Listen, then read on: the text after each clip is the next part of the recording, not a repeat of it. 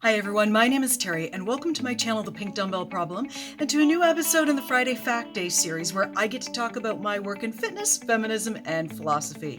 And today's fact is...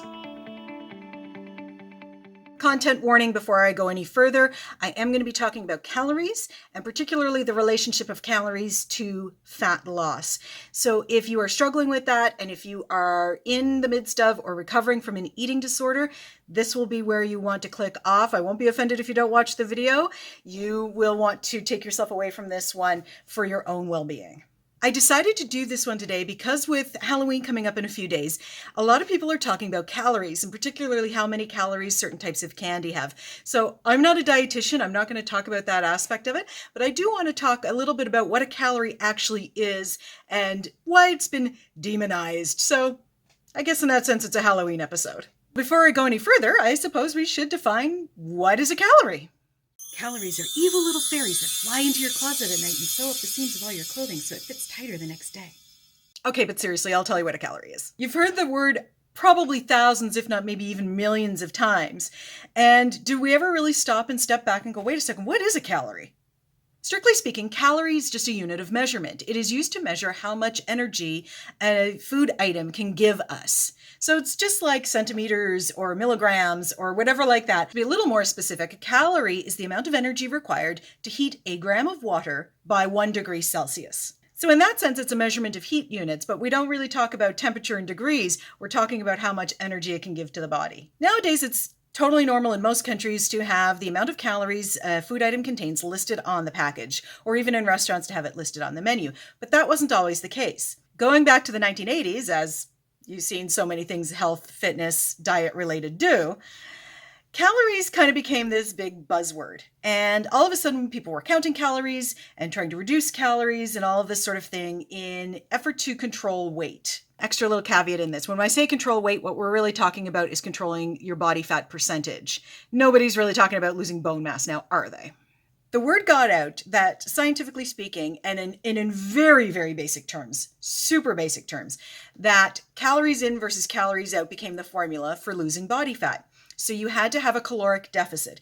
And strictly speaking, that is still true. That is actually scientifically correct. Problem is that, again, going back to the 80s and beyond, that led to a whole ton of health problems and eating disorder problems. Those things were around before, but they really took off in that decade when the diet and exercise culture went really big on making calories the bad guy.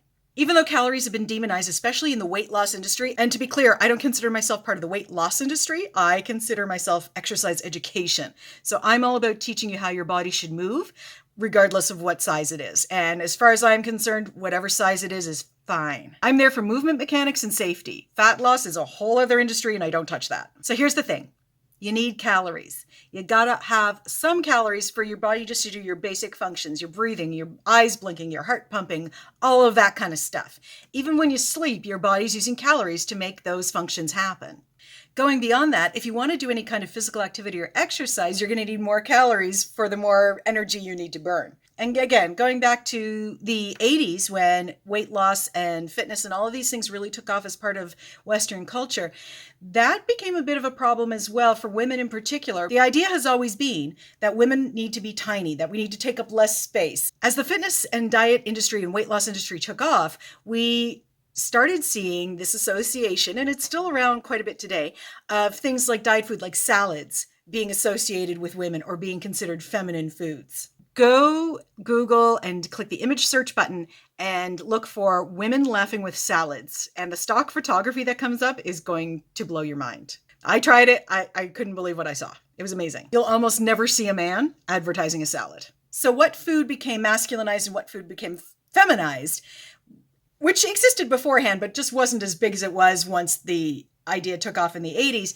was really all about keeping women tiny and men really large so that we had this really distinct visual difference in the binary. And I mean, you've probably met some guy who just will not eat vegetables. It's too girly. So there it is, folks. Calories aren't the demon that they've been made out to be by the media and particularly by the diet industry. The weight loss industry does a lot of fear mongering around this. They want you to be terrified of having too many calories because you're going to get fat. And that is part of a broader umbrella category of phenomenon we see called fat phobia. And I will do a fat phobia video in the next couple of months. It is coming up soon. Think of calories as a tool for you to use to when you exercise or do physical activity. They're energy for you to burn off. Think of it like money to spend, right? If you have calories to spend, you can go do more fun things. So happy Halloween, everybody. And as always, lift heavy, fight the patriarchy, and I'll see you for the next one. Bye.